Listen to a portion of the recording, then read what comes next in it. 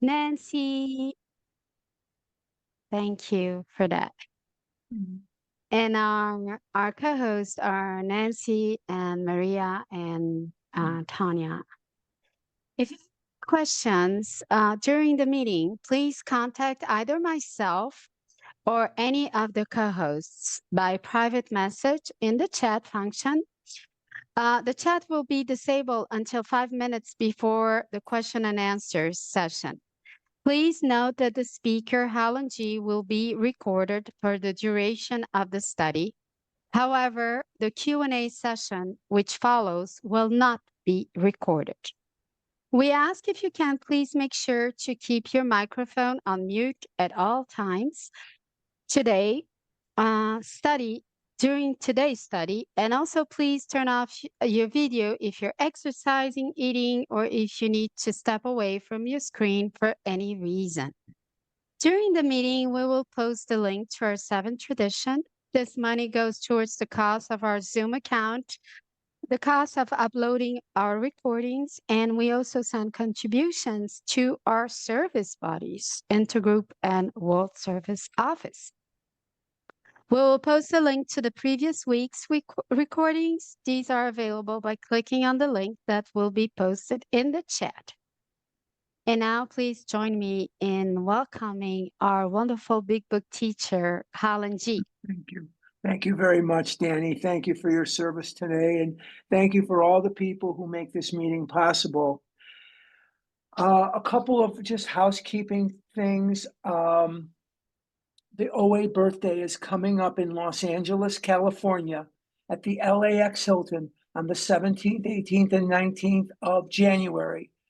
If you can make it, if you can't, we understand, obviously. This is going to be a real treat for you.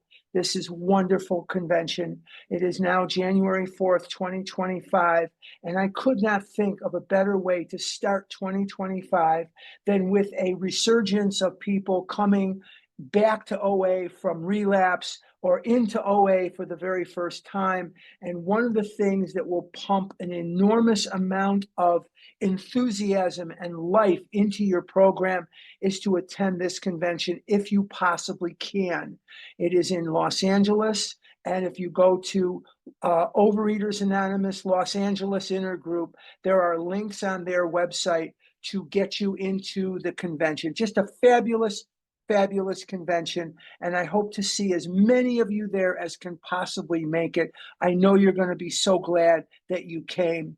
Another little housekeeping thing is, if you can, as Danny said, and if you're just coming in, if you can keep your cameras on, it is just so much more inviting for people to stay, rather than if they see just a name and a phone number in a black box. It is just so much better for them to see a person. It just makes them feel more welcome. That said, welcome to 2025. I'm going to be doing special edition tomorrow on vision. We're going to start the year, as we have for the past several years, with our questions and answers segment. I'll give a brief little synopsis of me, and then after about 10 minutes, we'll open it up for questions and answers. But again, tomorrow, just as today, no math and no food. No math, no food. So that is very important. And it's exciting to be here for another year. On February 2nd, I will begin my 46th year of a recovery in OA. I have 26 years of abstinence. And on December the 29th, which was between the time we met last time and today, on December the 29th, I had 26 years of beautiful God-given abstinence. And if I can do this, you can do this. Believe me when I tell you, I'm nobody special when it comes to this. I'm a gutter, bottom of the barrel, compulsive overeater. There's no way that if I did it, you can't do it. So I hope that's something that will sort of pump some life into your program. We are talking about sponsorship. We are talking about the responsibility that we have to pass our God-given message from us to another person. And we're going to start on page 94. When we start, we're going to start on page 94, where it says outline the program of action. It's the very first paragraph on page 94. Outline the program of action. One of the things that I will tell you, and I know that this can be a little repetitive.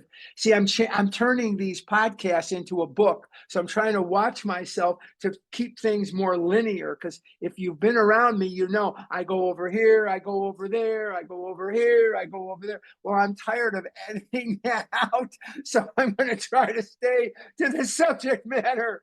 And I was looking at a transcript yesterday of a podcast I did on chapter 5. And once again, it's a little over here, a lot over there, a little over here, a lot over there. So I'm trying to keep things a little more linear. But anyway, we're talking about sponsorship. And one of the things that I think is so important is for us to get over two things so important. Number one, the fear of sponsorship comes from the fear of two things primarily. Number one, I don't want to sponsor because I'm afraid I won't do it perfectly. And you know what? Nobody does it perfectly. Nobody in the world, there's not one perfect sponsor except for me. No, there's not one perfect sponsor in this world. Nobody is perfect. That only exists in God is perfection. It doesn't exist. Number two, I'm afraid if I don't, they won't like me or they won't recover. We are not in the results business. Let me tell you something. If I had a room where all my sponsees could meet through the years, through the many years that I've been a sponsor, there'd be a pretty crowded room. Why would it be pretty crowded? Because I've sponsored a lot of people that when I gave them something to do, I never saw them again. Or I said something to them that they didn't like.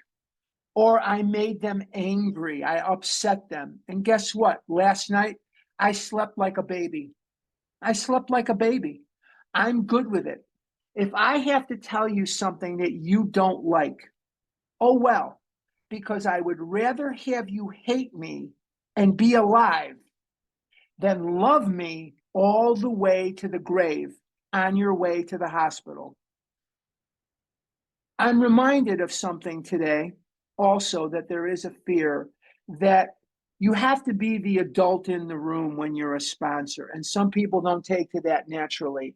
You have to do the best you can to be the adult in the room. And remember that if you have a question about sponsoring, you can ask one of us. We are here to help everybody that we can help. So my friend Kim G in New Jersey, she says, if you're afraid to sponsor, you better be afraid not to sponsor, because I'm gonna warn all of us. If I don't sponsor, I am not going to recover. Now, some of you may be saying, yes, but I'm the secretary of the meeting, or yes, but I'm the treasurer, or yes, but I'm the intergroup rep, or I'm on the PIPO committee, or something like that. No, that's not a substitute. I want to bring you back, before we get to page 94, I want to bring you back to page 14 in the Big Book of Alcoholics Anonymous, which I consider to be Ebby's legacy. Ebby Thatcher, and I've been doing a lot of reading on Ebby and a lot of podcasts on Ebby lately. I have a great interest in AA history. And Ebby's legacy is at the bottom of page 14. Not only did he give the message to Bill Wilson, but Bill Wilson writes these words. My friend, referring to Ebby Thatcher, Edwin Ebby Thatcher, had emphasized the absolute necessity of demonstrating these principles in all my affairs. That's step 12. What are the principles? The principles are the steps. A lot of times you hear people say, well, the principle of step 1 is honesty, and the principle of step 2 is faith. And that's not what Bill is referring to. That came out decades after Bill was dead. That is that whole thing that somebody created, and I'm not knocking it, it's fine. the principle of this is this, and the principle, that's fine. That came out in the 80s and the late 80s, early 90s. Bill never saw any of that during his life. Bill took writing classes in Brooklyn, New York. And as such, they taught him, you don't keep using the same word again and again and again and again. You know. And sometimes I want to just jump out the window because people are on the, doing something and every other word is like I went here and like I went there. I mean, you just want to scream. So you don't want to speak that way. You don't want to write that way. So he uses the word principles. Particularly was it imperative. What does imperative mean, guys? It means important above all else. Important above all else. Let's see what he writes. To work with others as he had worked with me. Wow, that means I'm going to have to sponsor. That means I'm going to have to pass this to someone else. Faith without works was dead, he said, and how appallingly true for the alcoholic. For if an alcoholic failed to perfect and enlarge his spiritual life through work and self-sacrifice for others, he could not survive the certain trials and low spots ahead. I was reflecting yesterday. We went to a meeting yesterday, and at the meeting we were talking about pain. And one of the things that I remember very vividly is the pain of the food. But I also had pain in recovery. And I want to talk about that for just a second. And I'm going to tie it into sponsorship. I got divorced in recovery. I have been broken up with in recovery. I have seen a 50 to 60% decline in my income in recovery. I have grown older in recovery, and I have seen the vicissitudes of life present themselves to me. Vicissitude is an unwelcome change. I have seen the vicissitudes of life rear their ugly head many times while I was in recovery. And that pain brings me closer to God. That pain makes me clutch my recovery that much tighter.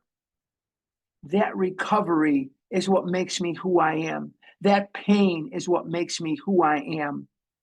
And so these challenges are going to be there.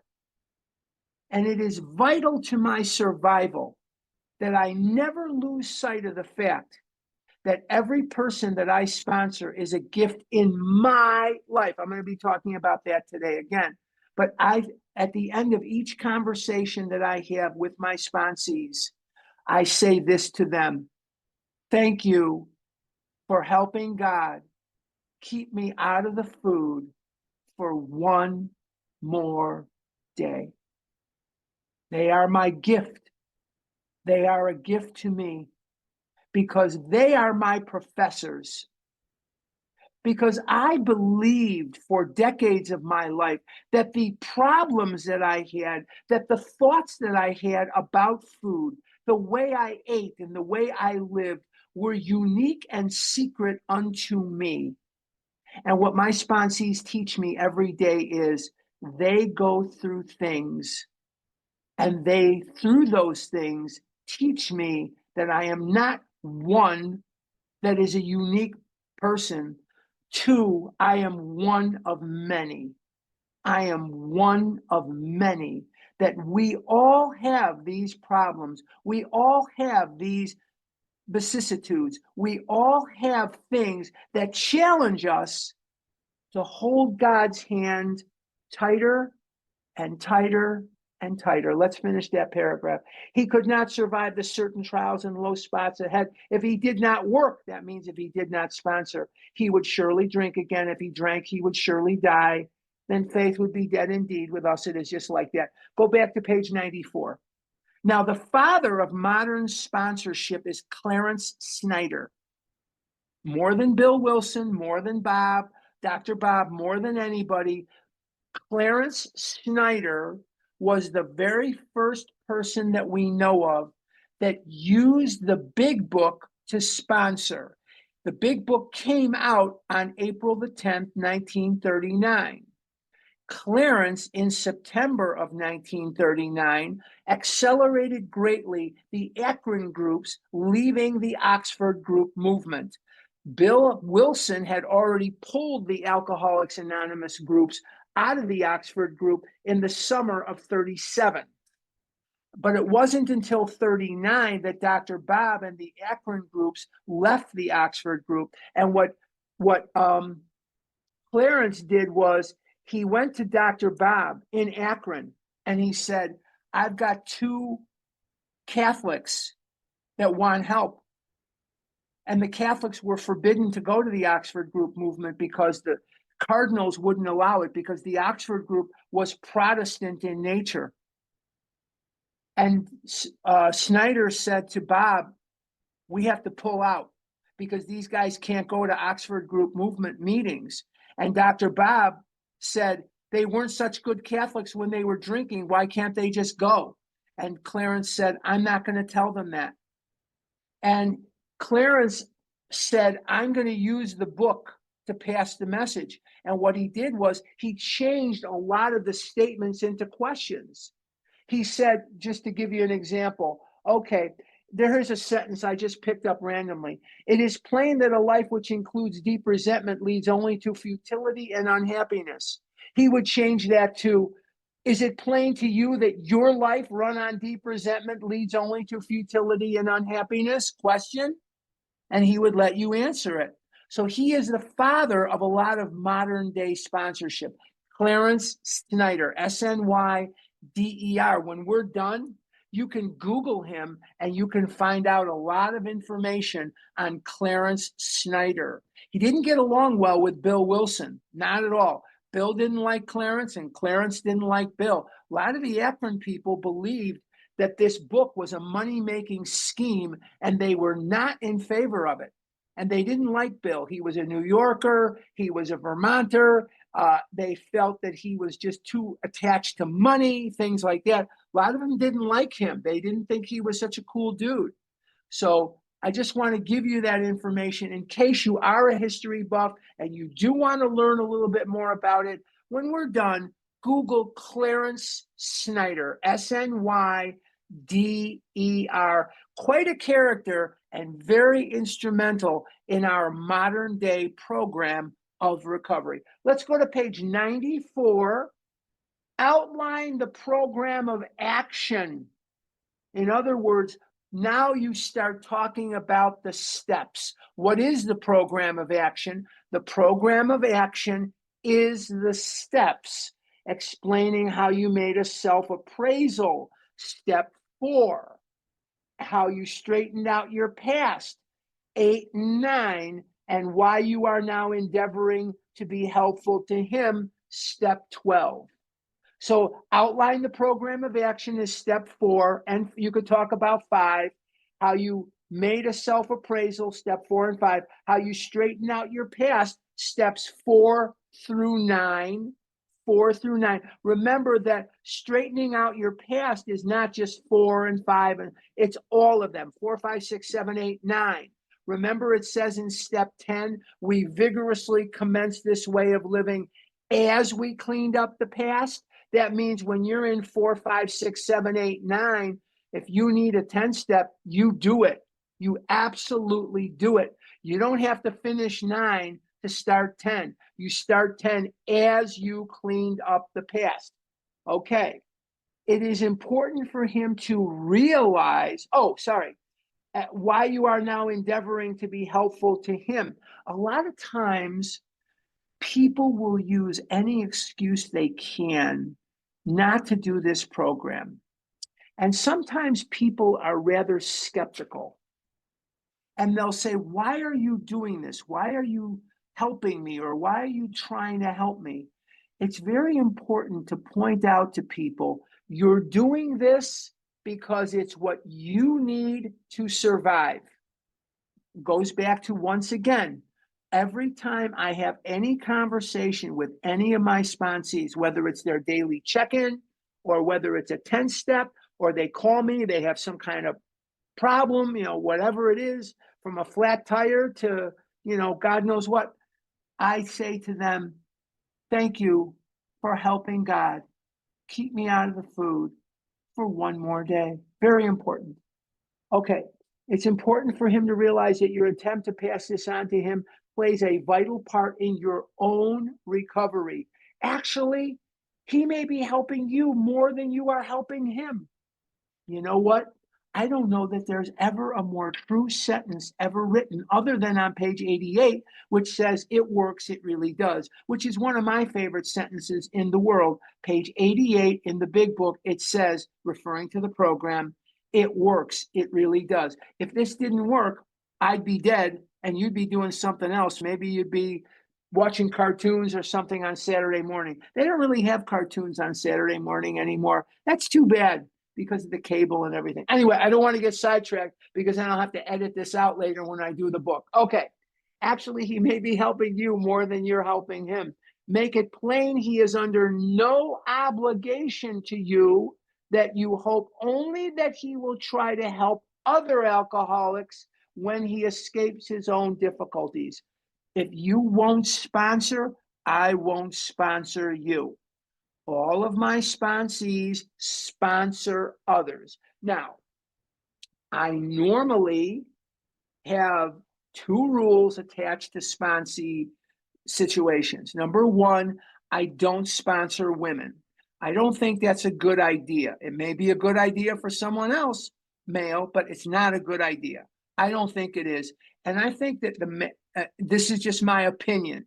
There's nothing in the big book that verifies this. There's nothing in the traditions that verifies this. So I'm giving you my opinion. Okay, I want to be very clear. This is my opinion. So don't come up later in Q&A and say, where is this in the big book? It's not in there. I believe that the men should sponsor the men and the women should sponsor the women.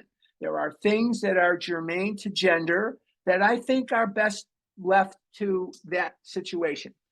And number two, I only sponsor men who are 100-pounders usually. I don't sponsor people that are not 100-pounders because that's not really my area of expertise. However, if somebody does fall into my lap and I have room for that person, I'll probably take them on out of, just so I can survive. But normally when I sponsor men that are 100-pounders. Okay, let's continue. Suggest how important it is that he place the welfare of other people ahead of his own. Remember on page 63, we said that God is the principal. We are his agents.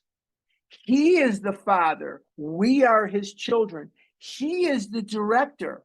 And we're told that when we have such an attitude, that all sorts of remarkable things will follow, that all sorts of remarkable things will happen, and that my life, I will be taken care of by God. And if there's anything I can tell you, I have found that that is totally and absolutely the truth. Never in my entire life in recovery have I wanted for anything. As I said, I've had lots of horrific, nightmarish things happen in recovery. I never starved to death. I never missed a mortgage payment. I never missed rent. I never missed an electric bill. My bills are paid all the way through it. And when I worked my program, and I clung tighter and tighter and tighter to this program, I have not found it necessary to compulsively overeat in over 26 years, 26 years and a few days. And if it works for me, excuse me, if it works for me, it's going to work for you. Trust God on that. Don't trust me. Make it clear he is not under pressure that he needn't see you again if he doesn't want to. I don't take any of this personally. It has nothing to do with me. I'm not in the results business. What does my friend Kim say in New Jersey? We come in by the hundreds, we leave by the 99s. That has nothing to do with me. I'm not being rejected here. And even if I was, I'm going to sleep like a baby tonight. If I'm doing the best I can and you don't want to do this program, who the heck am I to say you should? Who the heck am I to say you need to work this program?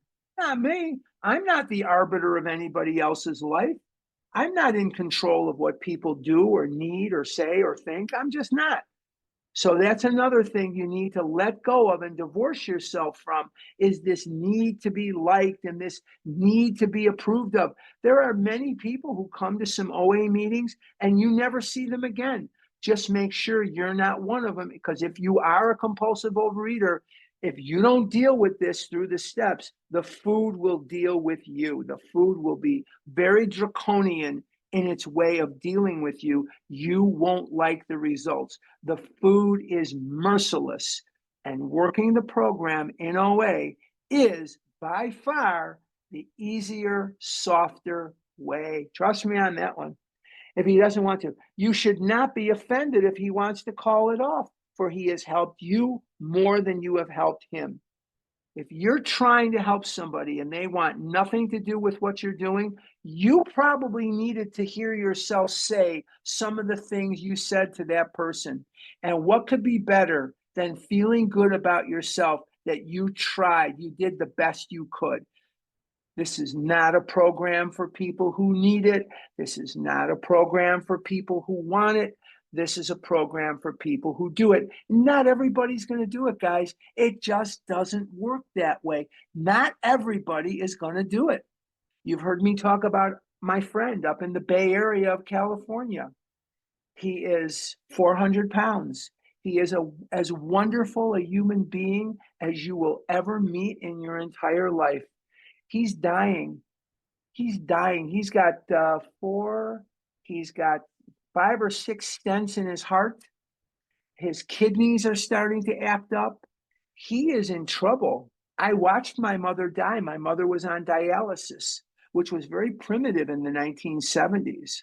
The shunt would get infected all the time. And, it's just not a very pretty picture. And how this disease kills is like an avalanche. First, it comes a little bit, then the more it comes, the more it comes, the more it comes. And the next thing you know, you've been sick for 20 years and death becomes merciful because you weren't able to live. That's how this disease kills. So if anybody who doesn't get this program can keep me from such a death, I'm grateful to that person, because sometimes I needed to hear myself say the things I say. Let's continue. If your talk has been sane, quiet, and full of human understanding, you have perhaps made a friend. Maybe, maybe not. Maybe you have disturbed him about the question of alcoholism. That is all to the good. The more hopeless he feels, the better. He will be more likely to follow your suggestions. Don't be afraid of telling people what this is. Don't be afraid of telling people any of it, because if you chase them away, they weren't ready anyway. Don't take it personally. It has nothing at all to do with you. Nothing. Your candidate may give reasons why he need not follow all of the program. I've had people say to me, I'm not going to make amends to my ex-wife. I've had people say to me, I'm not going to make amends for that. They'll put me in jail. They're not going to make amends for that. Why should I give that witch the satisfaction? I've had people say that to me, and I say to them, if you're unwilling to do that, I completely understand, but I won't sponsor you. I only will sponsor people that are ready to surrender their will in life over to the care and direction of God. And that means you are willing to go to any lengths to get this. I'm not going to sponsor people that do not want to do all of the program. It's a waste of my time. It is a complete waste of my time. Bottom paragraph on 94, your candidate may give reasons why he need not follow all of the program. He may rebel at the thought of a drastic house cleaning, which requires discussion with other people. In the old days, they didn't just do step 5 with one person. They would frequently do it with several people. So you could sort of get input from more than one person. We've kind of gotten away from that in our program today. We've kind of gotten away from that. All right. Do not contradict such views.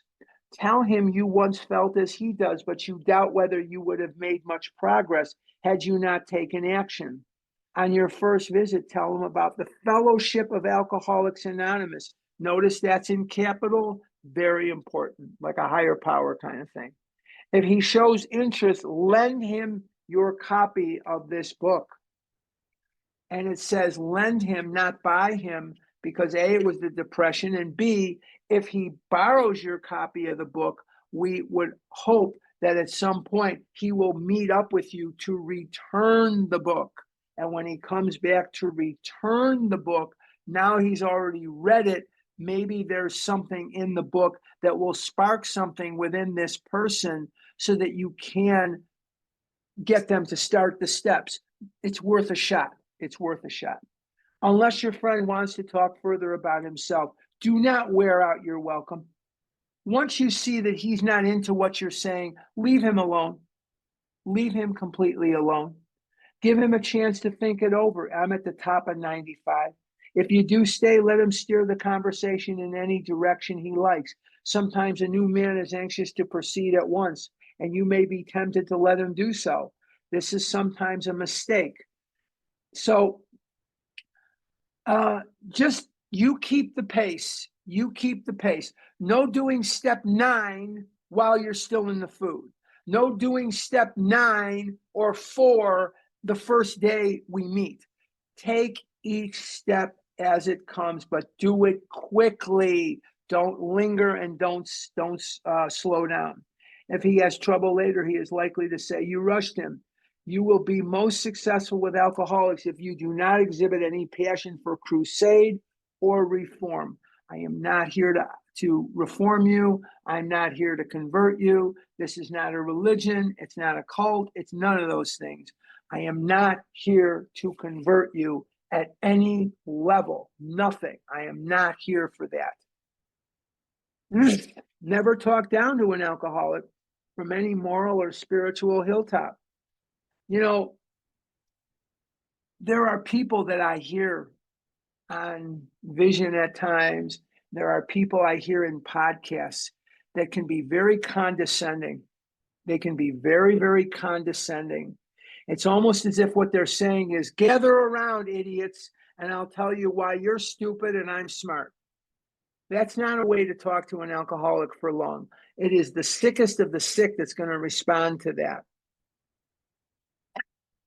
Don't ask me to name names. It's not going to happen. But you have to take a tact of talking to the person, not at the person. Very, very important that you talk to them, not at them. And if you don't know the difference, there's a world of difference. And talking at somebody, you sound like a salesman. You sound like, some pitch man, some pitch man with a canned pitch. You have to talk to people. You have to look them in the eye and talk to them, even if they're 20,000 miles away. On the phone, talk to them, not at them. Very important. Simply lay out the kit of spiritual tools for his inspection. Show him how they worked with you. Demonstrate for the person how that worked for you. Offer him friendship and fellowship. Tell him what if he wants to get well, you will do anything to help. One of the things my sponsees know is when they need me, I will be there for them. I work as hard as I possibly can on my recovery, and I work as hard as you do on your recovery. If you give me very little, I'll give you very little. I give you a lot at first, no matter what. But if I see this is not a big deal to you, I back down, I back off. But if I see this is something that's very important to you, you can bet your life I'm going to roll up my sleeves and I'm going to be right in there with you. My voice might go, I don't know, but I will be right in there with you. You can bet your bippy on that, okay? Tell him if he wants to get well, you will do anything to help. Now, these are the 3 ifs. So if you want to mark that on your side of your book or something, these next 3 paragraphs are the 3 ifs. So it may be important for you to take a note of that. The first if he is not interested in your solution, If he expects you to act only as a banker for his financial difficulties or a nurse for his sprees, you may have to drop him until he changes his mind. This he may do after he gets hurt some more. I am not going to sit and listen to why your ex-wife should be killed. I am not going to sit and listen to why your mother-in-law should be drawn and quartered. I'm not going to listen to that. First of all, I don't care. Second of all it does is hurt you, because what's happening is you're deepening that resentment by rehearsing it. I don't need to hear all about the guy that gave you the dog and the dog was, I don't need to hear that. I don't care. What I want to know is, what are you going to do about it now? So you as a sponsee, if you're not interested in my solution, I don't wish you ill, but I'm not going to waste my time. So if he is not interested in your solution, if he expects you to act only as a banker for his financial difficulties and that, no, I don't waste my time. Here's the second if. There's 3 ifs. This is number 2. If he is sincerely interested and wants to see you again, ask him to read this book in the interval. After doing that, he must decide for himself whether he wants to go on. He should not be pushed or prodded by you, his wife, or his friends. If he is to find God, the desire must come from within. I give people 2 days to get the food out of their system, and on the 3rd day, we start working the steps. Just like Bill Dotson describes, just like as described in the big book, I give you 2 days. On the 3rd day, we start working the steps. I don't dilly-dally around and let you make a decision and wait for that decision and all that. I understand what it says here, but if you want to do this, you have to make that decision within a couple of days. I'm not going to sit and wait for Halley's Comet to fly by so you can make some sort of decision. I don't have that kind of time. So that decision for you must come from within. That's the second of the 3 ifs. If he wants to do this, ask him to read the book. Okay, the 3rd if of 3 ifs. If he thinks he can do the job in some other way or prefers some other spiritual approach, encourage him to follow his own conscience. Go ahead. I am not on commission here. I don't take any of this personally. If you want to recover through your church, or you want to recover through your therapist, or you want to recover through whatever, God bless you. God bless you. We don't have a monopoly on God. No way. It says here, we have no monopoly on God. We merely have an approach that worked with us, but point out that we alcoholics have much in common and that you would like, in any cases, to be friendly. Let it go at that. Follow the instruction. Let it go. They don't want to do this. They want to do it through their church, through their synagogue, through their therapist, through their whatever. Let it go. We are not on commission. Don't take any of this personally. It's just a waste of time. Top of page 96. This is a very, very important paragraph. And when my sponsees have trouble with their sponsees, I point out normally this paragraph to them. And this paragraph simply says, do not be discouraged. I'm at the top of 96. Do not be discouraged if your prospect does not respond at once. Search out another alcoholic and try again. You are sure to find someone desperate enough to accept with eagerness what you offer. We find it a waste of time to keep chasing a man who cannot or will not work with you.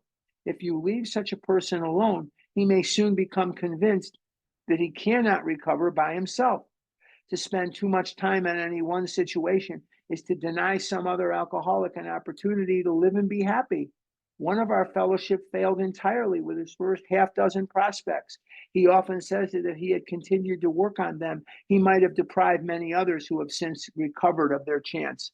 Every once in a while, you'll hear people say, I never give up on anybody. I go right for it. I hang with them through 87 relapses. I don't care. You're killing them.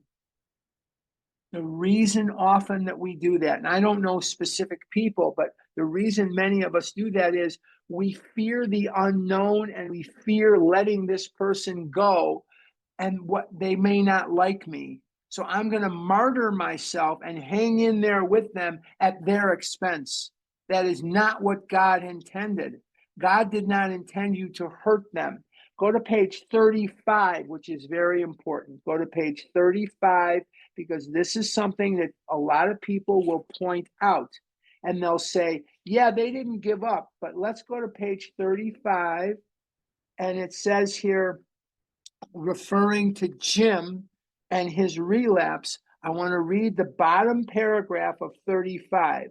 Notice that it says, we told him of what we knew about alcoholism. In other words, Jim, who was relapsing, not one person told him of alcoholism. We told him about alcoholism. In other words, one person did not sponsor Jim throughout all these relapses. There was a group of them that passed him around from person to person to person. And the answer we had found. So what they told him of alcoholism is the doctor's opinion, Bill's story. There is a solution and more about alcoholism. In other words, they reinforced step one. And the answer we had found, the spiritual answer, chapter 4, we agnostics, or step 2. He made a beginning. Step 3 is referred to as a decision and a beginning. So we told him what we know of alcoholism and the answer we had found. In other words, no, they didn't hang in there with Jim. They passed him around. He made a beginning. His family was reassembled and he began to work as a salesman for the business he had lost through drinking. All went well for a time, but he failed to enlarge his spiritual life. How do I enlarge my spiritual life? 4 through 12 every day for the rest of your life. And 12 is very imperative because if you don't work with others, you are not expanding your spiritual life. Very important, very important. To his consternation, he found himself drunk half a dozen times in rapid succession. In other words, he didn't take step 1, did he? On each of these occasions, we worked with him. Not I worked with him, we worked with him. Very important. Reviewing carefully what had happened, he agreed he was a real alcoholic and in a serious condition. He knew he faced another trip to the asylum if he kept on. Moreover, he would lose his family, for whom he had a deep affection. Go back to page 96. So there is no example in the big book of someone obsessively sticking with someone who continues to relapse. The book is very clear. We did this. We did that. Not I did this or I did that or his mentor or his whatever. It's we. Very, very important. So when I point this out, they'll say, well, what about page 35? Didn't that guy stick with Jim? No, there wasn't one guy. There was a group of guys in AA at that time, and they passed him around so as not to encourage him to die. Okay. If you leave such a person, oh, we did that already. One of our fellowship failed with his first half dozen prospects. That's Bill talking about Bill. Bill was not a good sponsor. 66% of the first 100 recoveries were in Akron. 2/3 of the recovery was in Akron. In New York, Bill was not a good sponsor because Bill decided you're in a bar, you look like you've had it rough. I'm going to take you to the Oxford group meetings. You are going to recover. Guess what? They didn't want to recover. They didn't want to recover. So the bottom line is you have to see that the person is serious. And how do you see that? Is it words? Is it oaths? Is it pledges? No. What you're doing is screaming so loud, I cannot hear what you're saying. What you're doing is screaming so loud, I cannot hear what you're saying. Watch action, ignore words. I'm going to be on time. I'm going to do this. I'm going to do that. You're never on time. You're never doing what I asked you to do. Never. Let that person alone. What you're doing is screaming so loudly, I cannot hear what you're saying. Very important. I'm in the middle of 96. Suppose you are now making your second visit to a man. He has read this volume and says he is prepared to go through with the 12 steps of the program of recovery. Let's try that again. He has read this volume and says he is prepared to go through with the 12 steps of the program of recovery. Having had the experience yourself, you can give him much practical advice. Let him know you are available if he wishes to make a decision and tell his story, but do not insist upon it if he prefers to consult someone else. Sometimes people want to do the program, but they don't want to do it with you for whatever reason. Don't take it personally. It has nothing to do with you. I've had people that hunted me down. I got to have you for a sponsor. Okay. Do you want to do this? You willing to go to any lengths? Yes, I'll do whatever you tell me. All right. Let's go through the doctor. And this is after, they've been abstinent for a couple of days. Let's go through the doctor's opinion. Never see them, never hear from them again. It happens. It happens. Many are called, few are chosen. He may be broken homeless. If he is, you might try to help him about getting a job or give him a little financial assistance. But you should not deprive your family or creditors of money they should have. Perhaps you will want to take the man into your home for a few days, but be sure you use discretion. Be certain he will be welcomed by your family and that he is not trying to impose upon you for money, connections, or shelter. Permit that and you only harm him. You will be making it possible for him to be insincere. You may be aiding in his destruction rather than in his recovery. Give him a place to live. You think you're being kind. Give him money. Do this, do that. All you're saying to the guy is, I don't have to work and I don't have to worry about it. This guy's taking care of me. You're not helping him. There were two things my friends did when I was absolutely broke that helped me a lot. One, they helped me, and two, they stopped. One, they helped me, and two, they stopped. And when they stopped helping me, I realized that unless I was going to get on my feet, and how did I get on my feet? The first step in getting on your feet is getting off your ass. The first step in getting on your feet is getting off your ass. I had to get off my ass and work hard and make money and not spend 100 to 150 a day on food. And I had to be responsible. And I was like everybody else. I had to pay my bills. I had to do what was expected of me. They helped me, and then they stopped. Thank God. I don't know what was better, the help or the stop. Never avoid, I'm at the top of 97. Never avoid these responsibilities, but be sure you are doing the right thing if you assume them. Helping others is the foundation stone of your recovery. Let's stop right there for just a second. Does that mean you have to be all things to any one person? Say a person is sick. Are you responsible for getting them to the doctor? Say a person needs money. Are you responsible for bankrolling them? No. Now, life is very different today than it was in the 1930s. We normally are not as involved in the lives of others as they were. And we often live in different states, different parts of the country. When I look around, I don't know where all of you live, but I know area codes. I see North Carolina. I see Ottawa, Canada, Montreal, Canada. I see Queens, New York, Scottsdale, Arizona, Piperton, Tennessee, Brazil. I see all kinds of Alberta, Canada, and stuff like that. I see all kinds of different people, Queens, New York. So we are not going to be that close to the other person. And by the way, let me thank you, most of you, not all of you, for keeping your cameras open. Once again, it is so much more inviting for people when they see a face and a smile rather than they just see a black box. So thank you for doing that. But we are not that close to the people geographically. We're just not. So, there's limits that change as life changes. I'm not going to pay your bills. I'm not here for that. I'm not going to make sure you have medical insurance. That's not my job. That's just not my job.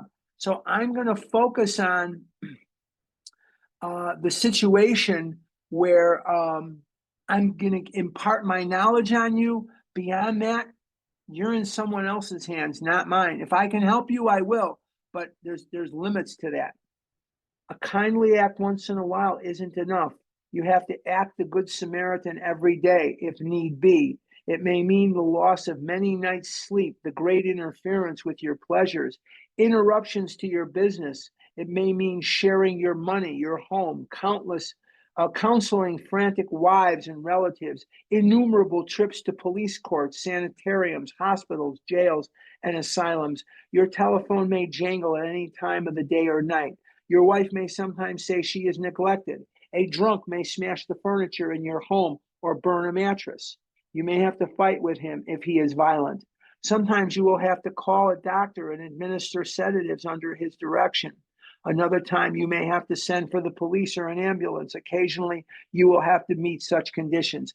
Not as appropriate today as it was then. I've never met most of the wives of my, or any of the wives of my sponsees. I know one girlfriend. I know one, I know one girlfriend of the people that I sponsor, and I know one ex-girlfriend of the people that I sponsor. So I know a girlfriend currently and an ex-girlfriend, and that's it. That's all. I don't know their mothers, their fathers. I don't know. I've met, one of the other people I sponsor, I've met one of his children. He has 3 children. I've met one of them. But I don't sit and discuss their issues with them. I just don't. Life is different. 97, page 97. We seldom allow an alcoholic to live in our homes for a long time. It's not good for him, and it sometimes creates serious complications in a family. Though an alcoholic does not respond, there is no reason why you should neglect his family. Again, not as appropriate in today's world. I probably will never know your family. I will probably never meet your family. You should be friendly. The family should be offered your way of life. Should they accept and practice spiritual principles, there is a much better chance that the head of the family will recover. And even though he continues to drink, the family will find life more bearable. You don't need me to tell you that there's Al-Anon. You don't need me to tell you that there's CODA, that there's whatever you need, whatever 12-step program, therapy, outside situations, inside situations. You don't need me to tell you that. There are a multitude of 12-step programs, Families Anonymous, CODA, Al-Anon, God knows, SLAA, whatever AA, whatever you need, you're aware of these things. I mean, you'd have to be living in a cave not to be aware of them. Bottom of 97, for the type of alcoholic who is able and willing to get well, little charity in the ordinary sense of the word is needed or wanted. The men who cry for money and shelter before conquering alcohol are on the wrong track. I thought that if I had a girlfriend and I had a bunch of money, then I could recover. I found out it doesn't work that way. I can't go quid pro quo with God. Quid pro quo is Latin for you do this and I'll do that. Doesn't work that way. Don't sit there with a chip on your shoulder and say, okay, knock this off my shoulder. Okay, God, bring me money. Got to have money. Bring me a car, bring me a girlfriend, make sure she looks like this, this, and this, and bring me this. No, it doesn't work that way. If that's what you're looking for, you're barking up the wrong tree. You're going to be very disappointed. Okay, yet before conquer, yet we do go to great extremes to provide each other with these things when such action is warranted. This may seem inconsistent, but we think it is not. For someone who's really trying, once again, I will do more for that person than I will for somebody that is not trying. It is not a matter of giving. This paragraph I call the priorities. The priorities. It is not a matter of giving that is in question, but when and how to give. That often makes the difference between failure and success. So you may be well-intentioned, but before you give above and beyond your knowledge, check with a sponsor, check with one of us. The minute we put our work on a service plane, the alcoholic commences to rely upon our assistance rather than upon God. That's very bad. You need to have your dependence upon God, not another person. Very important. He clamors for this or that, claiming he cannot master alcohol until his material needs are careful. Nonsense. Narishkeit. BS. Don't you dare tell me you cannot work the steps until you have money. You are going to be sadly disappointed if that's what you think. You have to work these steps, money or no. All right. Some of us have taken very hard knocks to learn this truth. Job or no job, wife or no wife, we simply do not stop drinking so long as we place dependence upon other people ahead of dependence on God. Very, very important. I'm going to reiterate something that's very important for me to remember. Maybe you don't need to hear this, but I do. So I'm going to say it so I hear it. Nothing of this earth, guys, caused my disease. Nothing of this earth is going to alleviate my disease. Money did not, or lack of money did not cause me to get this disease. An abundance of money is not going to cure me. Nothing that is of this earth is going to help me when it comes to this. It says at the end of chapter 3, we have an illness that only a spiritual experience will conquer. So when I think back on all of the thoughts I had, why God was failing me, if God wants me to recover, he's going to bring me money. He's going to bring me women. He's going to bring me a Corvette Stingray. I couldn't get in and out of a Corvette Stingray now, and I couldn't get out of a Corvette Stingray then. So I don't know what the hell I was thinking, because I couldn't get out or in of I couldn't get in or out of the car. I don't know what I was going to do. But you guys get the idea. Guys get the idea that I have to knock it off. And that when I walk to God, and how do I walk to God? Work the steps, serve others. How do I walk to God? I walk to God by doing the work of the steps. He will run to me, and he has never let me down. He has never left me dangling. Yes, I've cried myself to sleep. August the 13th, 2010, I spent my first night in an apartment with my 2 dogs after the divorce, in the aftermath of the divorce. My wife was already seeing another man. She was seeing him during the marriage, and I was divorced. And everything I knew about my family and stuff, my kid, was gone with the wind. It was gone with the wind. What was I going to do? And I just kept working the steps, and I just kept working the steps, and I just kept working the steps, and I just kept calling people, and they were there for me. And now it's years later, and I'm here, and I'm in my house, and I'm flush financially, and I'm healthy, and I walk 3 miles a day, 6 days a week, and I have a life that's worth living. Don't ever sell God short. Don't sell God short. Yes, I'd like to win the lottery. Yes, I wish I could have the money to retire. I wish I had a bunch of money and I never had to work again. You know what? Monday morning on January 6th, I'm gonna work. I can't retire. Not right now, I can't. So, very important. Stop making unrealistic and immature demands on God. Do what you need to do. All right. Now, I'm going to throw this back to Danny P. or Sue L. or Maria or somebody.